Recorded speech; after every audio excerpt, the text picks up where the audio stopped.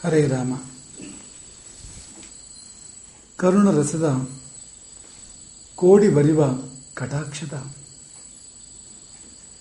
ಪರತತ್ವ ಬರುಪು ವಾಲಾಪದ ಪರಪುಣ್ಯಮಯ ಶರೀರದ ನಿರಾಭಾರಿ ಗುರುವಿರಲಿ ಎನ್ನ ಮಾನಸದಿ.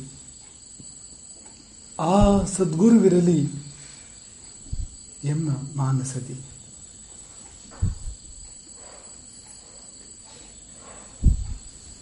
ಒಂದು ಜಾತಿಯ ಭ್ರಮರ, ಅದು ಸ್ವಯಂ ಸಂತಾನೋತ್ಪಾದನೆ ಮಾಡೋದಿಲ್ಲ. ಶಾಸ್ತ್ರಗಳಲ್ಲಿ ಕಂಡು ಬಂದ ಹಾಗೆ ಒಂದು ವಿಶೇಷ ಜಾತಿಯ ಭ್ರಮರವಂತೆ ಸ್ವಯಂ ಸಂತಾನೋತ್ಪಾದನೆ ಮಾಡೋದಿಲ್ಲ. ಅದರ ಬದಲಿಗೆ ಇನ್ನೊಂದು ಕೀಟವನ್ನು, ಮರಿ ಕೀಟವನ್ನು ಕಚ್ಚಿಕೊಂಡು ಬಂದು ತನ್ನ ಗೂಡಿನಲ್ಲಿ ಕೂಡಿ ಹಾಕಿ ಇಡ್ತದೆ. ಮರಿಕೀಟಕ್ಕೆ ಜೀವ ಭಯ, ಯಾವಾಗ ತಿಂದು ಬಿಡುತ್ತದೋ ಈ ಭ್ರಮರ ಎಂಬ ಭೀತಿ. ಅದಕ್ಕೊಂದೇ ಯೋಚನೆ. ಭ್ರಮರ ನಿರಂತರವಾಗಿ ಅದರ ಸುತ್ತುತ್ತಾ ಗುಯಿ ಶಬ್ದ ಮಾಡ್ತಾ ಇರ್ತದೆ. ಆ ಕೀಟವು ಹಗಲಿರಲು ಭ್ರಮರವನ್ನೇ ಚಿಂತಿಸಿ ಭಯದಿಂದಲಾಗಿ, ಕಂಸ ಭಯದಿಂದ ಅನವರತ ಕೃಷ್ಣನ ಸ್ಮರಣೆ ಮಾಡಿ ಕೊನೆಗೆ ಮುಕ್ತಿಯನ್ನು ಹೊಂದಿದನಂತೆ. ಹಾಗೆ ಎಡೆಬಿಡದೆ ಆ ಭ್ರಮರವನ್ನೇ ಚಿಂತಿಸಿ ಕೊನೆಗೆ ನಿಧಾನವಾಗಿ ತಾನು ಭ್ರಮರವಾಗಿ ಪರಿವರ್ತನೆ ಆಗ್ತದೆ. ಅದು ಈ ಭ್ರಮರದ ಸಂತಾನೋತ್ಪಾದನೆ ಕ್ರಮ, ಸಂತಾನದ ಮುಂದುವರಿಕೆಯ ಒಂದು ಕ್ರಮ. ಇದಕ್ಕೆ ಭ್ರಮರ ಕೀಟ ನ್ಯಾಯ ಎಂಬುದಾಗಿ ಶಾಸ್ತ್ರಗಳಲ್ಲಿ ಹೆಸರು ಪ್ರಸಿದ್ಧವಾಗಿರ್ತಕ್ಕಂಥದ್ದು. ಯಾಕೆ ನೆನಪು ಮಾಡಿಕೊಂಡು ಅಂದರೆ, ದೇಶಕರು ಸ್ವೀಯಂ ಸಾಮ್ಯಂ ವಿಧತ್ತೆ, ಅಥವಾ ಶಂಕರಾಚಾರ್ಯರು, ಆದಿಶಂಕರರು ಸ್ವೀಯಂ ಸಾಮ್ಯಂ ವಿಧತ್ತೆ ಎಂಬ ಮಾತನ್ನು ಹೇಳಿದ್ದಾರೆ. ದೇಶಿಕರು ಆತ್ಮ ಸಾಮ್ಯಾಭಾತ್ವಾತ್ ಎಂಬ ಮಾತನ್ನು ಹೇಳಿದ್ದಾರೆ. ಸ್ವೀಯಂ ಸಾಮ್ಯಂ ವಿಧತ್ತೆ, ಗುರು ತನ್ನ ಸಾಮ್ಯವನ್ನು ಶಿಷ್ಯನಲ್ಲಿ ಉಂಟು ಮಾಡ್ತಾನೆ, ಶಿಷ್ಯನನ್ನು ತನ್ನಂತೆ ಮಾಡ್ತಾನೆ ಎಂಬಾಗ ಈ ಭ್ರಮರ ಕೀಟ ನ್ಯಾಯದ ನೆನಪಾಯಿತು. ಭ್ರಮರದ ಭೀತಿಯಿಂದ ಕೀಟವು ಭ್ರಮರದ ರೂಪವನ್ನು ತಾಳಿದರೆ, ಗುರುವಿನ ಪ್ರೀತಿಯಿಂದ ಶಿಷ್ಯನು ಗುರುವಿನ ರೂಪವನ್ನು, ಗುರುವಿನ ಗುಣಗಳನ್ನು, ಗುರುವಿನ ವ್ಯಕ್ತಿತ್ವವನ್ನು, ಸ್ವಭಾವವನ್ನು ತಾನು ಕೂಡ ಹೊಂದುತ್ತಾನೆ. ಹಾಗಾಗಿ ಹೂವನ್ನಿ ಒಂದಂತೂ ನಿಜ, ಶಿಷ್ಯನು ಶಿಷ್ಯ ಅಂತಾದರೆ ಸಹಜವಾಗಿ ಅವನ ಗುರುವನ್ನು ಅನುಸರಣೆ ಮಾಡ್ತಾನೆ. ಹಾಗಾಗಿ ಗುರುವಿಗೆ ವಿಶೇಷ ಜವಾಬ್ದಾರಿ ಇರತಕ್ಕಂಥದ್ದು. ತನ್ನಂತೆ ಅವನು ಆಗಿಬಿಡೋದ್ರಿಂದ ಅಂದರೆ ತಾನಾಗಿ ಒಂದಷ್ಟು ಗುರುವಿನ ಹಾಗೆ ಶಿಷ್ಯನಾಗಿಬಿಡ್ತಾನೆ. ಆದರೆ ಸದ್ಗುರುವಾದವನು, ಮಹಾಗುರುವಾದವನು ತನ್ನ ಹಾಗೆಯೇ ಶಿಷ್ಯನನ್ನು ಪರಿಪೂರ್ಣವಾಗಿ ಮಾಡ್ತಾನೆ. ಸ್ವಯಂ ಸಾಮ್ಯಂ ವಿಧತ್ತೆ ಎಂಬುದಾಗಿ. ಇದರ ಮುಂದಿನ ಲಕ್ಷಣ ಇದೆಯಲ್ಲ, ಅದು ಇದು ಒಂದೇ ಎನ್ನುವ ಹಾಗಿದೆ. ಜನ್ಮ ಪ್ರಧ್ವಂಸಿ ಜನ್ಮಪ್ರದ ಗರಿಮತೆಯ. ಹಿಂದಿನದು ಆತ್ಮ ಸಾಮ್ಯಾವಹತ್ವಾತ್, ಗುರು ತನ್ನಂತೆ ಮಾಡ್ತಾನೆ ಶಿಷ್ಯನನ್ನು. ಮುಂದಿನದು ಇರುವ ಜನ್ಮವನ್ನು ಕಳೆದು ಹೊಸ ಜನ್ಮವನ್ನು ಕೊಡ್ತಾನೆ. ಜನ್ಮ ಪ್ರಧ್ವಂಸಿ, ಇರುವ ನನ್ನನ್ನು ನಾಶ ಮಾಡಿ, ಈಗ ಇರುವ ನನ್ನನ್ನು ನಾಶ ಮಾಡಿ ಹೊಸ ಜನ್ಮವನ್ನು ಕೊಡುವ ಗರಿಮೆ ಗುರುವಿನದು. ಅದೇ ತನ್ನಂತೆ ಮಾಡುವಾಗ, ಆತ್ಮ ಸಾಮ್ಯಾವಹನಾಗುವಾಗ ಗುರು ಅನಿವಾರ್ಯವಾಗಿ ಈಗ ಇರುವುದನ್ನು ಬದಲಾವಣೆ ಮಾಡಲೇಬೇಕಾಗ್ತದೆ. ಏನು ಗುರು ನಾಶ ಮಾಡಿಬಿಡ್ತಾನೆ ನಮ್ಮನ್ನು, ಈಗಿರೋ ಸ್ವರೂಪವನ್ನು ಎಂಬುದಾಗಿ ಗಾಬರಿ ಮಾಡಬೇಡಿ. ಯಾಕೆಂದರೆ ಕಳೆದ ಬಾರಿ ಹೇಳಿದ್ದನ್ನೇ ಇನ್ನೊಂದು ಸರ್ತಿ ನೆನಪು ಮಾಡೋದಾದರೆ, ಇರುವುದನ್ನು ಕೆಡವದೆ ಹೊಸತನ್ನು ಕಟ್ಟಲು ಸಾಧ್ಯವೇ? ಹೊಸ ಮನೆ ಕಟ್ಟಬೇಕು ಅಂದರೆ ಇರುವ ಮನೆ ಹಾಗೆ ಇದ್ದುಕೊಂಡು ಹೊಸ ಮನೆ ಕಟ್ಟೋಕ್ಕೆ ಸಾಧ್ಯವ? ಸಾಧ್ಯ ಇಲ್ಲ ತಾನೆ. ಅದೇ ಸ್ಥಾನದಲ್ಲಿ ಆ ಮನೆಯನ್ನು ಹೊಸದಾಗಿಸಬೇಕು ಅಂದರೆ ಇರುವುದನ್ನು ಕೆಡವಬೇಕಾಗ್ತದೆ. ಅದರಲ್ಲಿ ಕೇಡು ಏನೂ ಇಲ್ಲ, ಅಶುಭ ಏನೂ ಇಲ್ಲ, ಶುಭವೇ ಇರ್ತಕ್ಕಂಥದ್ದು. ಒಂದು ವೇಳೆ ಹಳೆಯ ಮನೆಯನ್ನು, ಜೀರ್ಣವಾದ ಮನೆಯನ್ನು ಕೆಡವಿ ಹೊಸ ಮನೆ ಕಟ್ಟಿದರೆ ಅದನ್ನು ಯಾರು ದುರಂತ ಅಂತ ಕರೀತಾರ? ಅಥವಾ ಹೊಸ ಮನೆ ಕಟ್ಟುವಾಗ ಹಳೆ ಮನೆ ಕೆಡವಿದರೆ ಅದನ್ನು ಯಾರಾದರೂ ಕೇಡು ಅಂತ ಹೇಳ್ತಾರ? ಖುಷಿಯಿಂದಲೇ ಮಾಡ್ತಾ ಇದ್ದಾನೆ ಆ ಕಾರ್ಯವನ್ನು ಅಂತ. ನಮಗೆ ನಮ್ಮದೇ ಒಂದು ನೆನಪಾಗ್ತದೆ ಈ ಸಂದರ್ಭದಲ್ಲಿ. ನಮ್ಮ ಒಂದು ಶಾಖಾ ಮಠ ಅದರ ಜೀರ್ಣೋದ್ಧಾರ ಮಾಡಬೇಕಾಗಿತ್ತು. ಎಷ್ಟು ಸಭೆಗಳನ್ನು ಮಾಡಿದ್ರು, ಸಮಾಲೋಚನೆಗಳನ್ನು ಮಾಡಿದ್ರು, ಈ ಶಿಷ್ಯರು ತಯಾರಾಗೋದೇ ಇಲ್ಲ. ಅದು ಬರೋದು, ಮೀಟಿಂಗ್ ಸೇರೋದು, ಮಾತನಾಡೋದು, ಹೋಗೋದು. ಇದೇ ಆಗ್ತಾ ಇದೆ. ಬಹಳ ಬಾರಿ ಆದಮೇಲೆ ಒಂದು ತೀರ್ಮಾನಕ್ಕೆ ಬಂತು ನಾವು, ಈಗ ಜೀರ್ಣೋದ್ಧಾರ ಆಗಬೇಕು ಅಂದರೆ ಪೂರ್ವಾರ್ಧ ನಾವು ಮೊದಲು ಮಾಡಿಬಿಡ್ಬೇಕು ಅಂತ. ಏನು ಅಂದರೆ ಆ ಕೆಡವಿ ಬಿಟ್ರೆ, ಇರುವ ಈಗ ಹಳೆಯ ಮಠವನ್ನು ಒಮ್ಮೆ ಕೆಡವಿ ಬಿಟ್ರೆ ಅನಿವಾರ್ಯವಾಗಿ ಹೊಸ ಮಠವನ್ನು ಕಟ್ಟಬೇಕಾಗ್ತದೆ, ಕಟ್ಟದೆ ಬೇರೆ ದಾರಿ ಇಲ್ಲ. ಇದನ್ನು ಪ್ರಯೋಗ ಮಾಡಿದ್ವಿ. ಸ್ವಲ್ಪ ಪ್ರತಿರೋಧ ಬಂತು, ಆದರೂ ಕೂಡ ಮೊದಲು ಇರುವುದನ್ನು ಕೆಡವಿ ಬಿಡುದು ಅಂತ ತೀರ್ಮಾನ ಮಾಡಿ, ಯಾರು ಏನು ಹೇಳಿದ್ರು ಕೇಳಿದನ್ನು ಕೆಡವಿಸಿದಾಗ ತಾನಾಗಿ ಹೊಸ ಮಠ ಕಟ್ಟಲಿಕ್ಕೆ ವ್ಯವಸ್ಥೆಗಳು ಅದು ಶಿಷ್ಯರು ಮುಂದೆ ಬಂದರು, ಹೊಸ ಮಠ ಕಟ್ಟಲ್ಪಟ್ಟಿತು ಅಂತ. ಅಂದರೆ ಇರುವುದನ್ನು ಕೆಡವುವುದಿದೆಯಲ್ಲ, ಇದು ಬೇಕು ಶುಭ ಅನ್ನೋದಕ್ಕೆ ಒಂದು ಉದಾಹರಣೆಯನ್ನು ಕೊಟ್ಟು ಬಂದು ಕಳೆದ ಸಾರಿ ಹೇಳಿದಾಗೆ, ಈಗ ಹೊಸ ಅಂಗಿಗಳು ಬಂದ ಹಾಗೆ ಹಳೆ ಅಂಗಿ ಮೇಲೆ ಹಾಕೊಳ್ತಾ ಹೋಗ್ತೇವೆ ನಾವು ಅದನ್ನು. ಒಂದು ಸ್ವಲ್ಪ ದಿನಕ್ಕೆ ಭೂತಾಕಾರ ಆಗಿಬಿಡ್ತೇನೆ. ಈ ಹೊಸ ಅಂಗಿ ಹಳೆ ಅಂಗಿ ಮೇಲೆ ಹಾಕ್ತಾ ಹೋಗ್ಬಿಟ್ರೆ ಅದು ಯಾತಕ್ಕೆ ಬರ್ತದೆ? ಅದು ಈ ಹಳೆ ಅಂಗಿಯನ್ನು ತೆಗೆದುಹಾಕ್ತೇವೆ ತಾನೆ, ತೆಗೆದುಹಾಕಿ ಹೊಸ ಅಂಗಿಯನ್ನು ಹಾಕ್ತೇವೆ, ಅದನ್ನು ಆಮೇಲೆ ಡಿಸ್ಪೋಸ್ ಮಾಡ್ತೇವೆ. ಆ ಹಳೆ ಅಂಗಿಯನ್ನು ನಾವು ಯಾರಿಗೋ ಕೊಟ್ಟು ಮಾಡಿಯೋ ಅದನ್ನು ಡಿಸ್ಪೋಸ್ ಮಾಡ್ತೇವೆ. ಏನು ಬೇಸರ ಮಾಡ್ಕೊಡಿದ್ರೆ ನಾವು, ಯಾಕೆಂದರೆ ಹೊಸತ್ತು ಬಂದಿದೆ, ಆ ಖುಷಿ ಇದೆ ಅಲ್ವಾ? ಹಾಗೆ ಕಳೆದ ಸಾರಿ ಹೇಳಿದ್ದನ್ನು ಇನ್ನೊಂದ್ಸತಿ ನೆನಪು ಮಾಡೋದಾದರೆ, ಈ ಹಳ್ಳಿಗಳಲ್ಲಿ ಬೇಸಿಗೆಯಲ್ಲಿ, ಕಡು ಬೇಸಿಗೆಯಲ್ಲಿ ಒಣಗಿದ ಹುಲ್ಲಿಗೆ ಬೆಂಕಿ ಹಾಕ್ತಾರೆ. ಹಿಂದೆ ಮುಂದೆ ಗೊತ್ತಿಲ್ಲದವನಿಗೆ ಏನು ಮೂಲ್ಕರು ಇವರು ಅಂತ ಅನಿಸ್ತದೆ. ಯಾಕೆಂದರೆ ಹುಲ್ಲಿನ ಅಭಾವ ಇರುವ ಸಂದರ್ಭ ಅದು. ಈಗ ಮೇ ತಿಂಗಳು ಅಂದರೆ ಹುಲ್ಲು ತುಂಬ ಅದಕ್ಕೆ ಬೇಡಿಕೆ ಇರತಕ್ಕಂಥ ಹೊತ್ತು. ಹಾಗಿರುವಾಗ ಇರುವ ಹುಲ್ಲಿಗೂ ಬೆಂಕಿ ಹಾಕೋದು ಬೆಟ್ಟಕ್ಕೆ ಹೋಗಿ ಅಂತಂದರೆ ಏನು ಬುದ್ಧಿಗಿದು ಇದೆಯಾ ಅಂತ ಅನಿಸ್ತದೆ. ಆದರೆ ಒಂದು ಮಳೆ ಬಂದರೆ ಅವರು ಅದನ್ನು ಯಾಕೆ ಮಾಡಿದ್ರು ಅಂತ ಗೊತ್ತಾಗ್ತದೆ. ಹೊಸ ಹುಲ್ಲು, ಹಸಿ ಹುಲ್ಲು ಚಿಗುರಿ ಬರುವುದಕ್ಕೆ ಅದು ಅವಕಾಶ ಮಾಡಿರ್ತದೆ. ಅದು ಹಾಗೆ ಇದ್ದುಬಿಟ್ರೆ, ಈಗ ಆ ಮೊದಲಿನ ಹುಲ್ಲಿನ ಶವ, ಒಣಗಿದ ಹುಲ್ಲು ಅದು ಮತ್ತೆ ಹಸಿರಾಗೋಕ್ಕೆ ಸಾಧ್ಯ ಇಲ್ಲ ಅಲ್ವಾ? ಅದು ಹಾಗೆ ಇದ್ದರೆ ಹೊಸ ಹುಲ್ಲು, ಹಸಿ ಹುಲ್ಲು ಹುಟ್ಟಿ ಬರೋದು ಎಲ್ಲಿ? ಒಂದು ಜಾಗ ಬೇಕು ಬೇಡ? ಈಗ ಹಾಲು ಹುಲ್ಲು ಬೀಳ್ತದೆ ನೋಡಿ. ಈಗ ನಮ್ಮ ಎಲ್ಲರಿಗೂ ಚಿಕ್ಕ ವಯಸ್ಸಲ್ಲಿ ಆಗಿದೆ ಅದು. ಅದು ಯಾಕೆ ಬೀಳಬೇಕು, ಹಾಗೆ ಇರಲಿ ಅದು ಅಂತಂದರೆ, ಗಟ್ಟಿ ಹಲ್ಲು ಹುಟ್ಟಬೇಕು ಅಂದರೆ ಅದೆಲ್ಲ ಹುಟ್ಟಬೇಕು.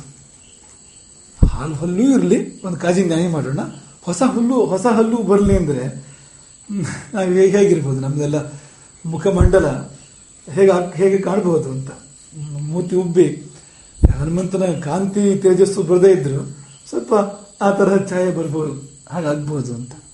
ಹಾಗಾಗಿ ಹಾಲು ಹಲ್ಲು ಬೀಳುವುದು ಎನ್ನುವುದು ಅದು ಒಳ್ಳೆ ಸುದ್ದಿ, ಅದರಲ್ಲಿ ಕೇಡೇನೂ ಇಲ್ಲ. ಚಿಕ್ಕ ವಯಸ್ಸಲ್ಲಿ ಅದು ಸ್ವಲ್ಪ ಅಲಗಾಡಿದ ಮೇಲೆ ನಾಲಿಗೆಯಲ್ಲಿ ಆ ಕಡೆ ತಳ್ಳಿ ಈ ಕಡೆ ತಳ್ಳಿ ಆ ಕಡೆ ತಳ್ಳಿ ಅಂತೂ ಇಂತೂ ಅದನ್ನು ಹೇಗಾದರೂ ಮಾಡಿ ಅದನ್ನು ಕೀಳೋದು ಅಂತ, ಹಾಗೆ ಅಂತ. ಹಾಗಾಗಿ ಕಗ್ಗದ ಕವಿ ಅದನ್ನು ಬಹಳ ಸುಂದರವಾಗಿ ಹೇಳಿದ್ದಾರೆ. ಉರಿಯಾರಿ ಮಳೆಗರೆಯೇ ಮರಳಿ ಸಸಿ ಏಳುವುದು. ಉರಿಯಾರಿ ಅಂದರೆ ಆ ಬೆಂಕಿ ಆರಿದ ಮೇಲೆ, ಅಥವಾ ಉರಿಯಾರಿ ಅಂದರೆ ಬೇಸಿಗೆ ಕಳೆದ ಮೇಲೆ, ಮಳೆಗರೆಯೇ ಮಳೆಗಾಲ ಬಂದಾಗ, ಮಳೆ ಬಿದ್ದಾಗ ಮರಳಿ ಸಸಿ ಏಳುವುದು. ಏಳೋದಕ್ಕೆ ಇದು ಸಹಾಯ. ಈಗ ಗಾರ್ಡನಿಂಗಲ್ಲಿ ಇದು ಒಂದು ಈ ಪ್ರೂನಿಂಗ್ ಕಾರ್ಯಕ್ರಮ ಕೂಡ ಹೊಂದಿದೆ. ಅಂದರೆ ಕತ್ತರಿಸೋದು ಗಿಡಗಳನ್ನು. ನಮ್ಮ ಚಿಕ್ಕ ವಯಸ್ಸಲ್ಲಿ ನಮಗದನ್ನು ನೋಡಿದ ನೆನಪು. ಮನೆಯಲ್ಲಿ ಒಬ್ಬರು ಹೊರಗಡೆ ಇದ್ರು, ಅವರು ಊರಿಗೆ ಬಂದಿದ್ರು, ಮನೆಗೆ ಬಂದಿದ್ರು. ಅವ್ರು ಏನು ಮಾಡಿದ್ರು, ಗುಲಾಬಿ ಗಿಡವೆಲ್ಲ ಕತ್ತರಿಸೋಕೆ ಶುರು ಮಾಡಿದ್ರು. ಮನೇಲಿದ್ದ ಹಳೆ ಅಜ್ಜಿ ಸಿಟ್ಟು ಬಂದ್ಬಿಡ್ತು ಅವರಿಗೆ. ಯಾಕೆಂದರೆ ಕಷ್ಟಪಟ್ಟು ನೀರು ಹಾಕಿ ಗೊಬ್ಬರ ಹಾಕಿ ಬೆಳೆಸಿದ್ದು ಗುಲಾಬಿ ಗಿಡ ಕತ್ತರಿಸ್ತೀಯ ನಿನ್ನೆ ಇವತ್ತು ಬಂದು ಪೇಟೆಯಿಂದ ಅಂತ ಗಲಾಟೆ ಮಾಡ್ತಾ ಇದ್ದಾರೆ.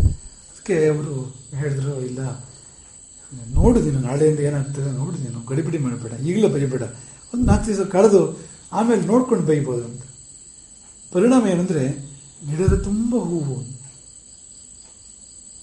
ಮತ್ತು ಬಹಳ ಸುಂದರವಾಗಿ ಗಿಡ ಬೆಳೀತಾ ಇದೆ. ಮತ್ತೆ ಅದು ಹೇಗಾಗಿದ್ದು ಅಂದರೆ ಇರುವುದನ್ನು ಕತ್ತರಿಸಿದ್ರಿಂದಲೇ, ಇರುವುದರ ಕುಡಿಗಳನ್ನು ಕತ್ತರಿಸಿದ್ರಿಂದ ಅದು ವಿಶೇಷ ಬೆಳವಣಿಗೆ ಆಗಲಿಕ್ಕೆ ಅವಕಾಶ ಆಯಿತು.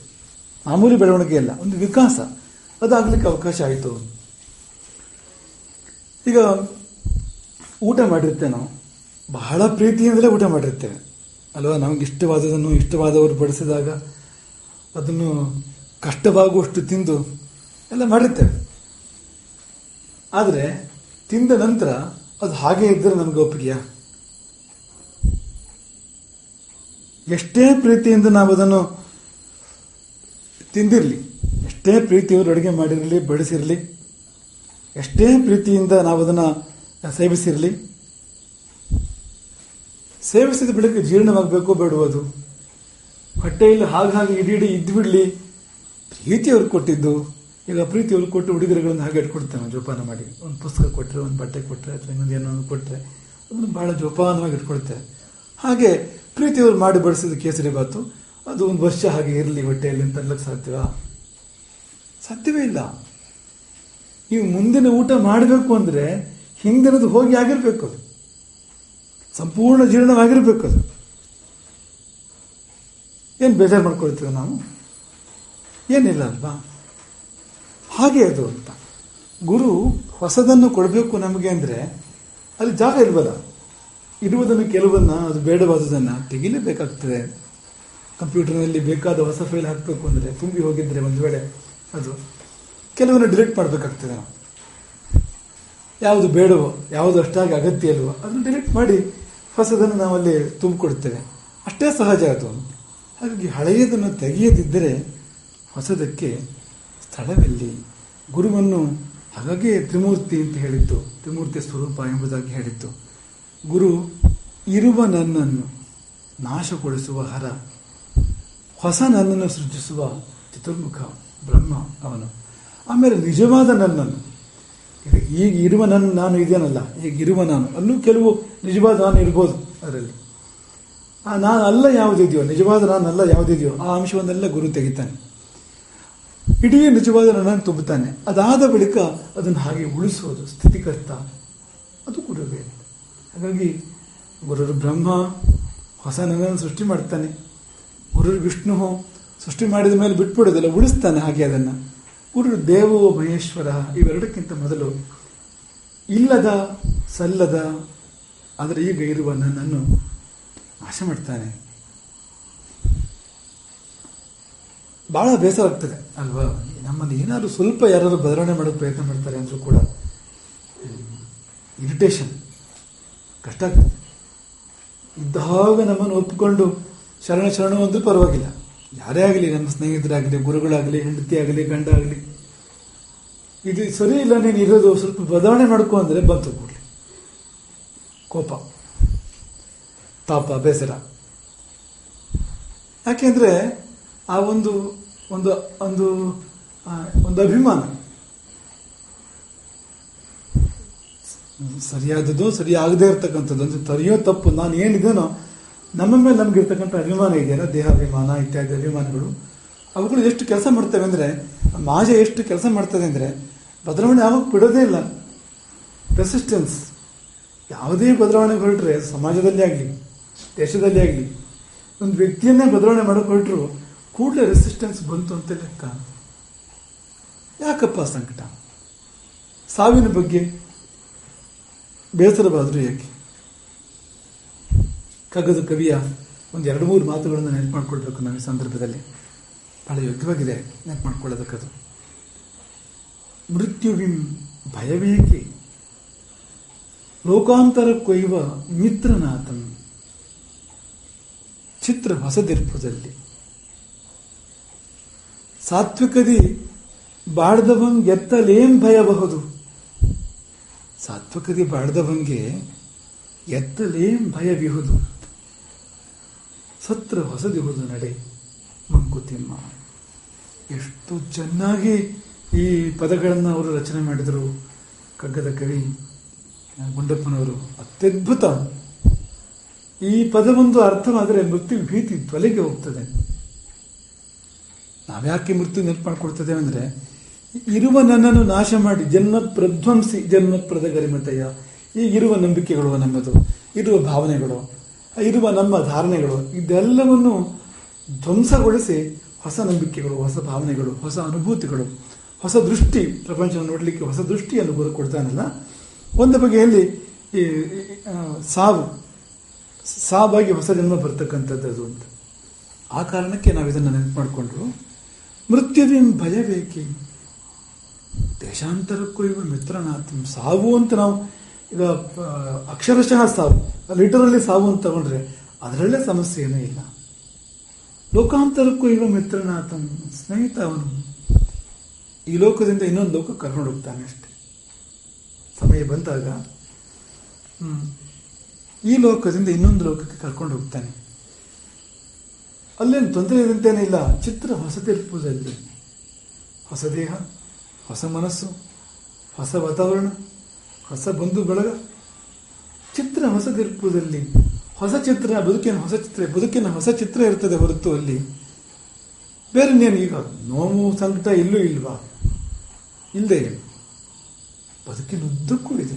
ನಾವು ಯಾವ ಊರಿಂದ ಯಾವ ಊರಿಗೆ ಹೋದರೂ ಅದೇನು ತಪ್ಪಿದ್ದಲ್ಲ.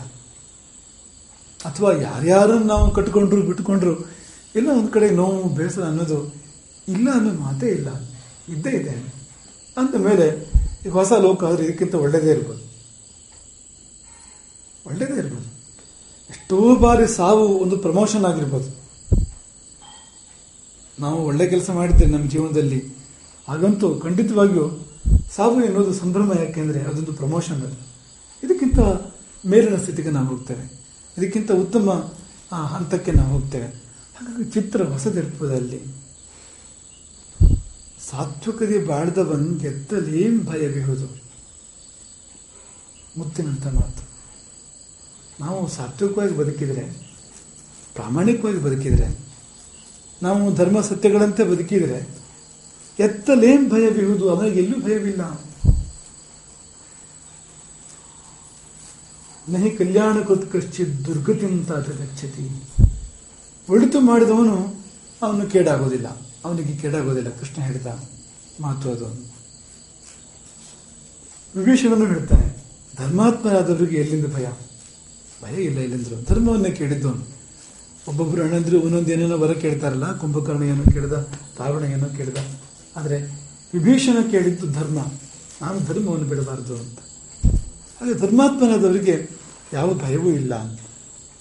ಸತ್ರ ಹೊಸದಿ ಹೋದ ನಡೆ, ಹೊಸ ಸತ್ರ, ಹೊಸ ಛತ್ರ ಹೋಗೋಣ ಅಂತ. ಹಾಗೆ ಅವ್ರದ್ದು ಇನ್ನೊಂದು ಸಾಲು, ಮರಣವಿಲ್ಲದ ಜನನ ಜೀವನಗಳಿಲ್ಲ. ಜನನ ಜೀವನ ಸುಂದರ ಅಂತ ಅನ್ನಿಸ್ತದೆ ನಮಗೆ. ಆದರೆ ಮರಣವಿಲ್ಲದೆ ಜನನ ಜೀವನಗಳಿಲ್ಲ. ಜನನಕ್ಕೂ ಜೀವನಕ್ಕೂ ಮರಣವೇ ಸೋಪಾನ ಹೌದು, ಮರಣವೇ ಸಹಾಯಕ್ಕೂ ಕೂಡ ಹೌದು. ಅದನ್ನು ಮುಂದಿನ ಪದ್ಯದಲ್ಲಿ ಅವರು ನಿರೂಪಣೆ ಮಾಡ್ತಾರೆ. 402ನೇ ಪದ್ಯದಲ್ಲಿ ಜವನ ನಿಂದಿಪುದೇಕೆ, ಜವನ ಅಂದರೆ ಯಮನ, ಜವನ ನಿಂದಿಪುದೇಕೆ ಸರ್ವಘಾತಕನೇ ಅಂತ ಅಲ್ವಾ. ಸಾವು ಅಂದರೆ ಸರ್ವಘಾತಕ. ಅದು ಯಾರನ್ನೂ ಬಿಡದೆ ಒಬ್ಬೊಬ್ಬರನ್ನಾಗಿ ಬಲಿ ತಗೊಳ್ತಾ ಹೋಗ್ತದಲ್ವ ಸಾವು. ಯಮರಾಜ ಸರ್ವಘಾತಕ ಅಂತ ಜರಿಬೇಡ. ಯಾಕೆಂದ್ರೆ ಕಲ್ಪನೆ ಮಾಡ್ಕೊ, ಒಂದು ವೇಳೆ ಸಾವೇ ಇಲ್ಲ, ಒಂದು ವೇಳೆ ಮೃತ್ಯುವೇ ಇಲ್ಲ ಅಂತ ಅನ್ಕೋ, ಏನಾಗ್ತಿತ್ತು ಈ ಲೋಕದಲ್ಲಿ ಅಂದ್ರೆ ಬಹಳ ಸುಂದರವಾದ ಪದದಲ್ಲಿ ಹೇಳ್ತಾರೆ ಕಾಗದ ಕವಿ ಅದನ್ನ, ವೃದ್ಧ ಸಮೃದ್ಧಿ. ಈ ಭೂಲೋಕಕ್ಕೆ ವೃದ್ಧ ಸಮೃದ್ಧಿ. ಎಲ್ಲಿ ನೋಡಿದ್ರು ಮುದುಕರೇ. ಯಾಕಂದ್ರೆ ಎಲ್ಲರೂ ಮುದುಕರಂತೂ ಈಗ ಮುಪ್ಪಂತೂ ಬರಲೇಬೇಕು, ಯೌವನ ಕಳೆದು. ಬಹುಸಂಖ್ಯಾತರು ಮುದುಕರಾಗಬೇಕು ಅನಿವಾರ್ಯವಾಗಿ ಅಂತ. ಹೊಸದಾಗಿ ಹುಟ್ಟತಾ ಇರ್ತಾರೆ, ಯುವಕರಾಗ್ತಾ ಇರ್ತಾರೆ, ಅವ್ರ ಸಂಖ್ಯೆ ಬಹಳ ಚಿಕ್ಕದಿರ್ತದೆ. ಆದರೆ ಸಾಯೋರಿಲ್ಲದೆ ಇರೋದ್ರಿಂದ ಎಲ್ಲರೂ ಮುದುಕರಾಗಿ ಎಲ್ಲ ಒಂದ್ ಕಡೆ ನಿಂತ್ಕೊಳ್ಳೋದ್ರಿಂದ ಆಯುಸ್ಸಿನಲ್ಲಿ ಮುಂದುವರೆದು ಪರಿಣಾಮ ಏನಂದ್ರೆ ಭೂಮಿಗೆ ವೃದ್ಧ ಸಮೃದ್ಧಿ, ಭೂಲೋಕಕ್ಕೆ ವೃದ್ಧರ ಸಮೃದ್ಧಿ. ಅವನು ಸುಮ್ಮನಿರಲು, ಸಾವು ನಮ್ಮನ್ನು ಸಾಯಿಸದೇ ಇದ್ರೆ, ಯಮರಾಜ ನಮಗೆ ಮೃತ್ಯುವನ್ನು ಕೊಡದೇ ಇದ್ರೆ ಈ ಪರಿಸ್ಥಿತಿ ಎತ್ತ ನೋಡಿದರತ್ತ ಮುದುಕರು ಮುದುಕರು ಮುದುಕರು ಮುದುಕರು ಹೀಗಿರ್ತಿತ್ತು ಪ್ರಪಂಚ. ಅದಕ್ಕೆ ಅನ್ಬೋದು, ಅಲ್ಲ ಅದು ಒಂದು ಆಗ್ಬಿಡ್ಲಿ, ಮುಪ್ಪೆ ಬರದೇ ಇದ್ಬಿಡ್ಲಿ, 25 ವರ್ಷಕ್ಕೆ ಹಾಗೆ ನಿಂತ್ಬಿಡೋದು ಅಂತ. ದೇವತೆಗಳಿಗೆ ಸದಾ 25 ವರ್ಷ ವಯಸ್ಸಿನ ಅದೇ ಸ್ವರೂಪ ಇರುತ್ತೆ. ಹಾಗೆ ಇಲ್ಲೂ ಕೂಡ 25 ವರ್ಷಕ್ಕೆ ನಿಂತು ಹೋದ್ರೆ ಹೇಗಿರ್ತದೆ, ಹಾಗೆ ಮಾಡ್ಬಿಡೋಣ ಅಂತಂದ್ರೆ ಇನ್ನೊಂದು ಸಮಸ್ಯೆ ಎತ್ಕೊಳ್ತಾರೆ ಕಗ್ಗದ ಕವಿ. ನವಜನ ಕೆಡ ಎತ್ತಲು ಆರು ಎಡೆಬಿಡದೆ ನಿಲೆ, ಆರು ಎಡೆಬಿಡದೆ ನಿಲೆ, ಯಾರು ಸಾಯ್ದೆ ಇಲ್ಲೇ ಇದ್ದು ಬಿಟ್ರೆ ನವಜನಕ್ಕೆ ಎಡೆ ಎತ್ತ. ಹೊಸ ಮಗು ಹುಟ್ಟಿದ್ರೆ ಅದು ಕೂತ್ಕೊಳ್ಳೋದಲ್ಲಿ ನಿಂತ್ಕೊಳ್ಳೋದಲ್ಲಿ ಜಾಗ ಇಲ್ಲ, ತುಂಬಿ ಹೋಗ್ಬಿಡ್ತದಲ್ವಾ.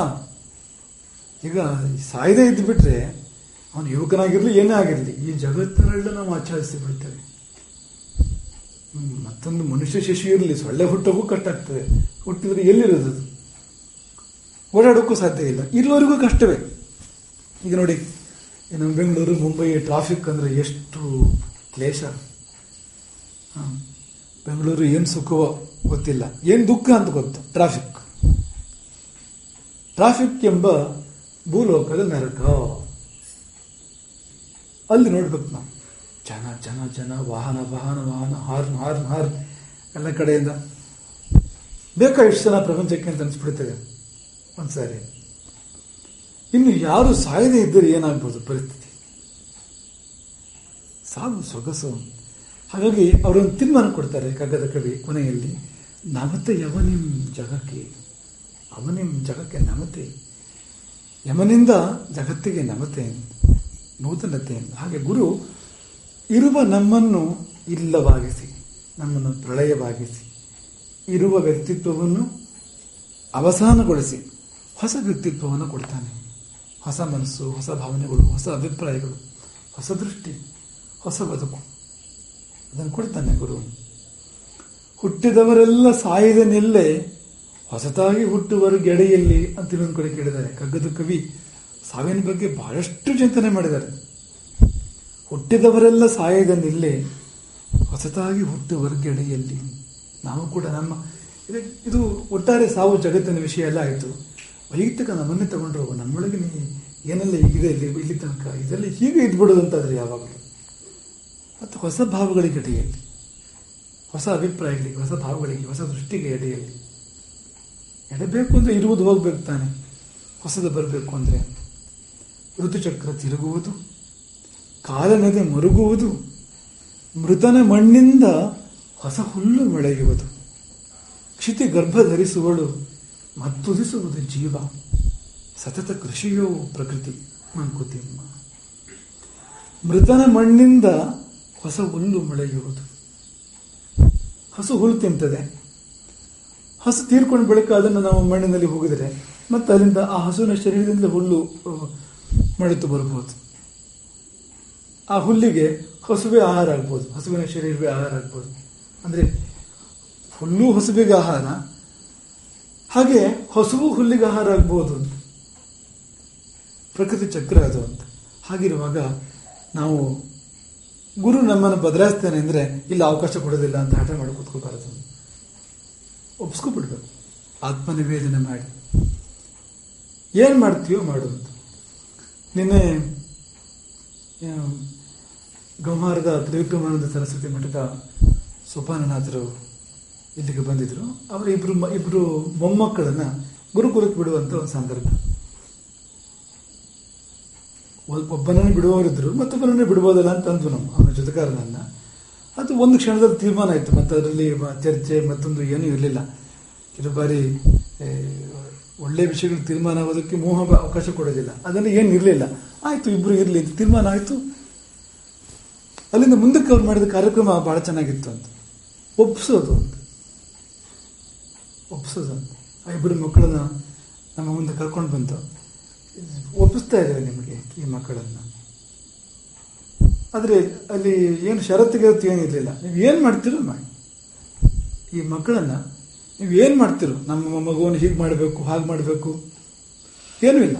ಮೊದಲೇ ಚಿತ್ರ ಬರೆದು ಆಮೇಲೆ ಕಲಾವಿದನಿಗೆ ಕೊಟ್ಟು ಅವನೇನು ಮಾಡ್ತಾನೆ. ಹಾಗಲ್ಲ, ಖಾಲಿ ಹಾಳೆ ಕೊಟ್ಟ ಹಾಗೆ ಅಂತ.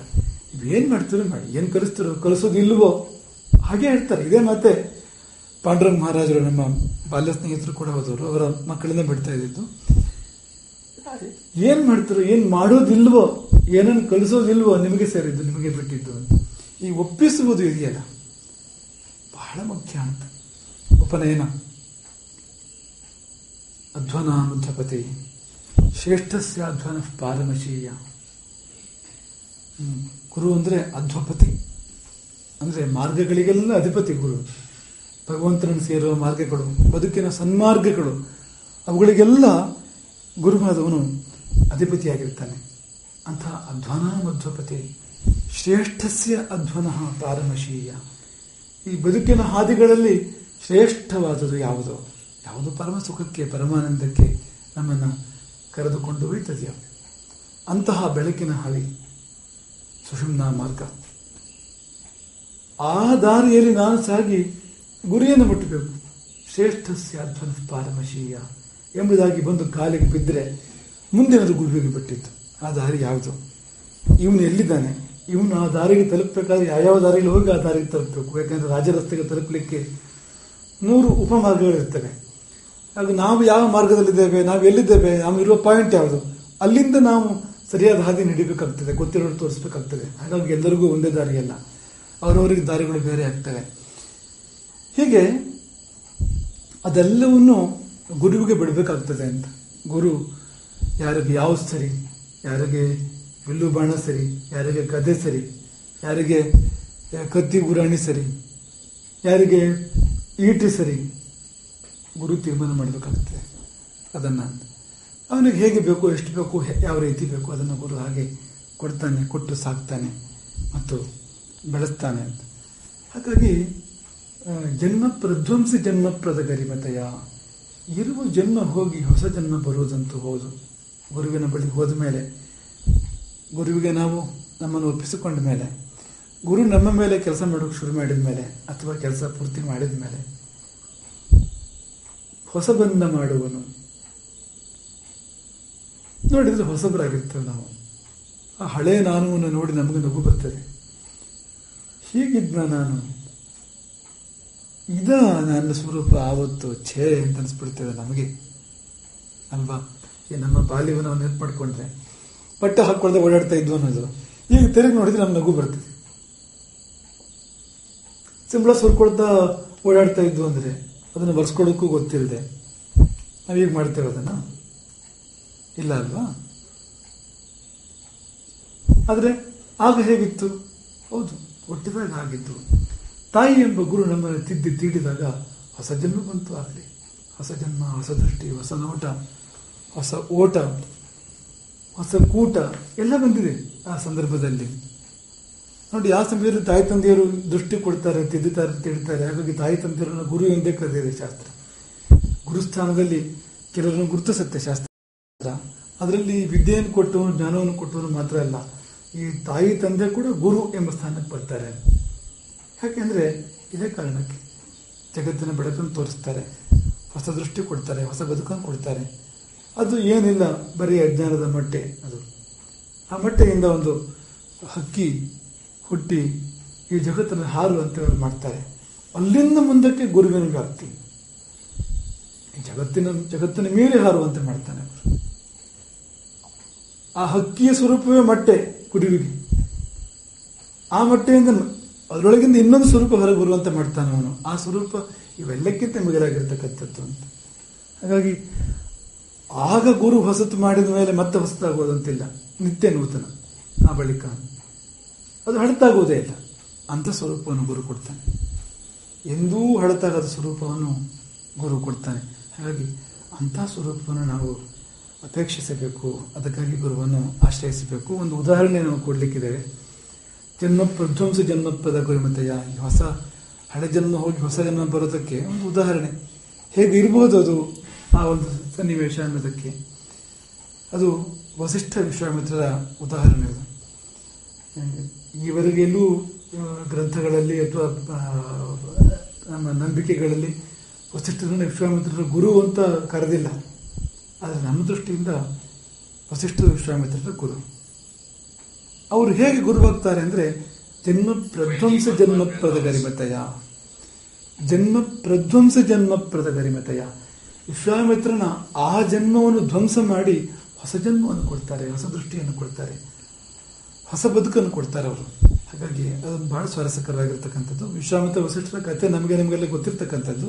ಆದರೆ ಈ ಹಳೆ ಜನ್ಮ ಹೋಗಿ ಹೊಸ ಜನ್ಮ ಬಂತಲ್ಲ, ಅದನ್ನು ಒಂದಷ್ಟು ನಾವು ಅನುಸಂಧಾನ ಮಾಡೋಣ ಮುಂದಿನ ಗುರುವಾರದ ಸಂಜೆ ಇದೇ ಸಮಯ.